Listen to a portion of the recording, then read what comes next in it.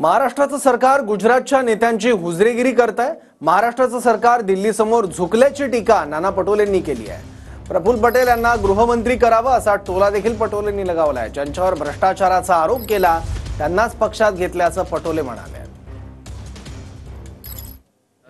सरकार गुजरातच्या नेत्यांचा हुजरेगिरी करतात आहे तसं चित्र आज महाराष्ट्रामध्ये आहे।